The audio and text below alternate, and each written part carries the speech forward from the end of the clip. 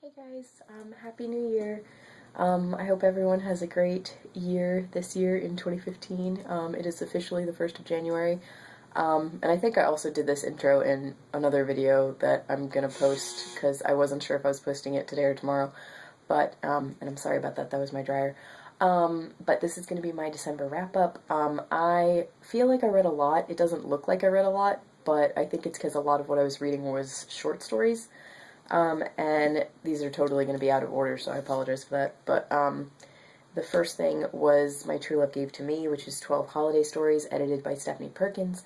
And I read 4 stories in this. I read, what was it called? Your Temporary Santa by David Levithan. It's a Yuletide Miracle, Charlie Brown by Stephanie Perkins. Midnights by Rainbow Rowell. And What the Hell Have You Done Now, Sophie Roth by Gail Forman, which is a really long title, and I don't honestly know if I got it right. But I really loved Midnights and It's a Yuletide Miracle, Charlie Brown. Those were both really cute stories. The Midnights one was about a guy and a girl who meet at a New Year's party because they are like the only two who aren't really doing anything, so they kind of bond over that.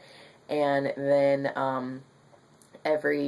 the rest of it is every New Year's after that. It's like different chapters are different New Year's Eve parties, and it shows how their friendship has developed, and then maybe if it's gotten into more than friendship, I don't know.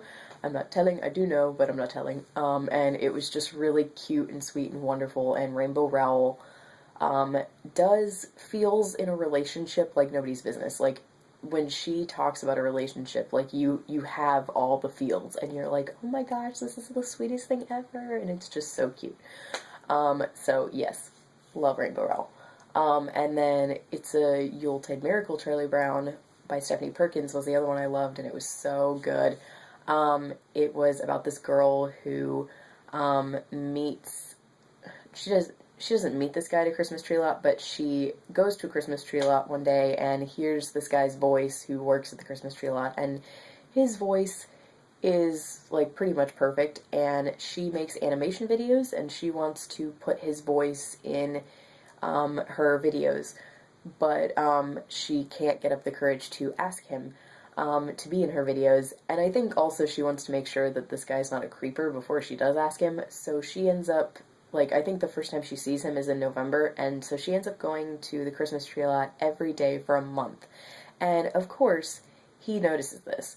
And our first introduction to it is the first time that they meet, and the story just progresses from there as far as what happens after that, and they might get together, they might not, but it's basically their first meeting and how it goes, and it's just really cute and sweet and wonderful, and the main guy in it is adorable. He was my favorite character in any of the stories that I read, just because he was so adorable, and I was like, man, I wish you were real, I would date you, like, you're so cute. And then the other 2 stories were Your Temporary Santa by David Levithan, which I was okay with until the end. Like, I enjoyed the premise. I thought it was a really cute, sweet idea. Basically, it's this Jewish guy is dating this Christian boy, and the Christian guy asks him to dress up as Santa Claus to make his little sister still believe in Santa, because the older sister, or the middle sister, is like really cynical, so she has been kind of not tricking the little sister, but she's been trying to not play up the Santa Claus thing for the little sister, and the brother is like, she's young, I still want her to believe in Santa, so he asks his boyfriend to dress up as Santa, and the boyfriend does, because he's like falling in love with him, so he wants to, do something sweet.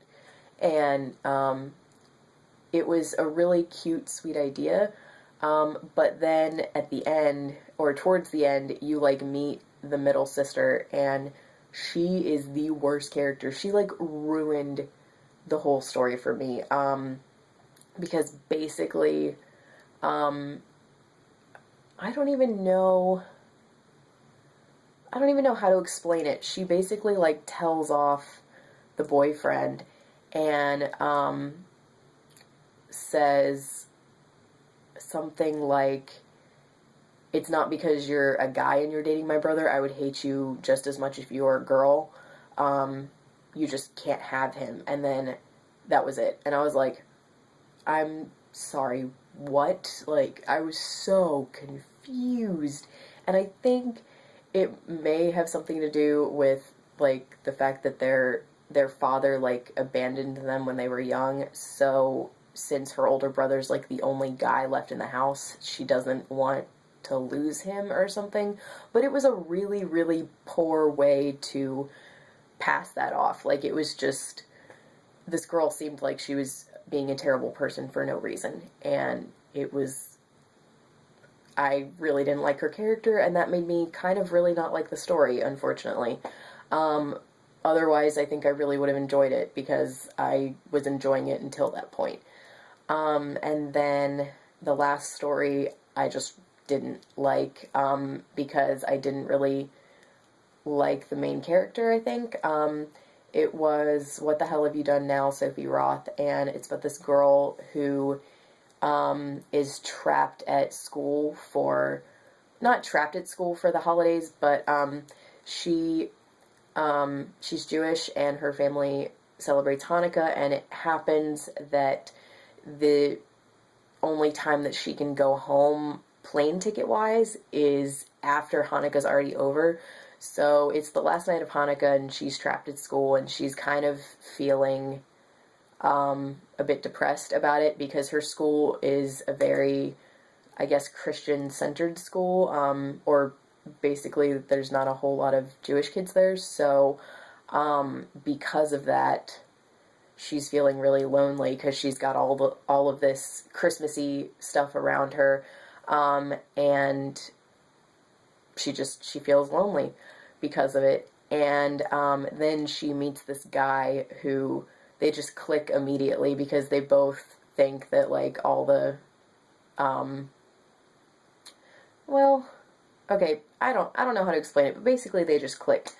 And it was a cute, sweet love story, but I just didn't like the main character because she was really cynical. She seemed really cynical and really negative for most of the story, and I understood her point of view as far as being kind of a little bit depressed and lonely, because she felt like she couldn't go home and celebrate the holiday with her parents and her family.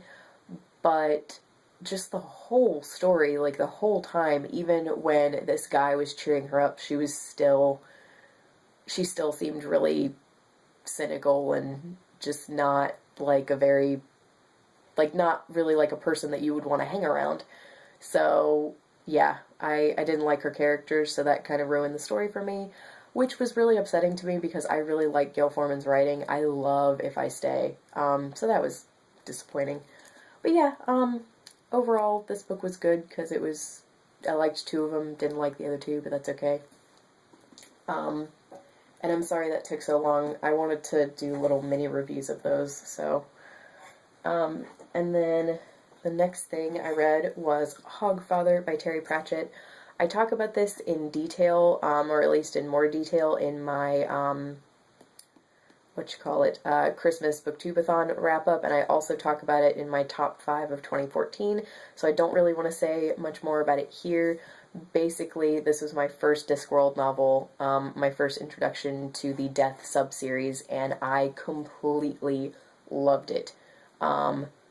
Totally loved it. I don't think any other characters in the Discworld universe, aside from Death and Susan, could surpass them, or I don't think any other characters could be better than them. They're amazing.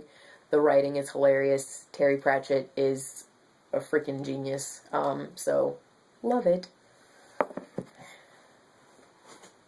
And then we also have Good Omens by Neil Gaiman and Terry Pratchett. I also talked about this in my top 5 of, not 2015, my top 5 of 2014. I hope I said that before, but I probably said 15.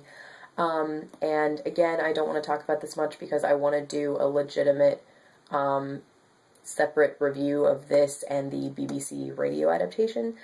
But I loved this. It was the perfect balance between Terry Pratchett and Neil Gaiman's styles, and it was great because it was a funny look at the apocalypse, and also it was just really funny. But my four favorite characters were Aziraphale, Crowley, Newt, and Anathema, and I just really loved this. And then I read, or listened to and read, a few stories from Fragile Things by Neil Gaiman. I'm not going to review this here because I want to wait until I finish, so the review of this will probably be in my January wrap-up. But yes, I've started these and I'm really enjoying them because it's Neil Gaiman, so that's basically all I need to say, I feel like. He's brilliant and he's my favorite author, so yep. And then, okay, this one is cheating a bit. This is the Inside HBO's Game of Thrones Season 1 that I got out of the library, and this is just a book that I've been flipping through since I got it. I have not read it cover to cover. I will not read it cover to cover, but I wanted to show you guys, like, basically the reason why I got it. Well, okay. Oh no, I dropped a book. I'm sorry, guys. Okay, this is one. This is the detail of how they did the scene crowning of Viserys in Season 1. I'm not going to tell you what that scene's about in case you haven't seen it, but it's amazing. And then this is the other reason why I got this book. Because, I mean, that's amazing. So, yeah, I wanted to read about Drogo's character and Jason Momoa's, not inspiration, motivation, but basically his drive behind the character. And I also will probably end up reading the section on Daenerys, because she is a favorite character of mine, and Tyrion as well, if he's in here. I don't actually know if he is in here, but yeah. So this has been really fun to look at, and I've just kind of been flipping through. And then, I dropped one, sorry. The last one is Falling Kingdoms by Morgan Rhodes. I started this, I have not finished it. I am about 110 pages in, and I'm enjoying it so far. But my problem is that I was going to try to plow through this at the end of the month, and I ended up having cleaning to do and stuff, so I ended up not being able to plow through it. But the problem is that when I put it down, I don't really have an urge to pick it back up. I enjoy it when I do read it, but it's not one of those books where I'm like, oh my gosh, I have to read this right now. But I am, like I said, I am enjoying it, so we'll see how I end up feeling about this. I'm going to try to read some more later today after I pack, because I'm leaving tomorrow, and I'm going to definitely take this with me on my trip. So, yeah, I am enjoying this so far, but I'll let you guys know how I felt about it in my January wrap-up. Okay, so, I know that was a long video, and I'm really sorry, but that was all I read in December, and I enjoyed it, and I hope you guys enjoyed whatever you read. Please let me know what you think about the books I've talked about, or let me know what you read in the month of December, or link a video, and I will talk to you guys later. Thanks. Bye.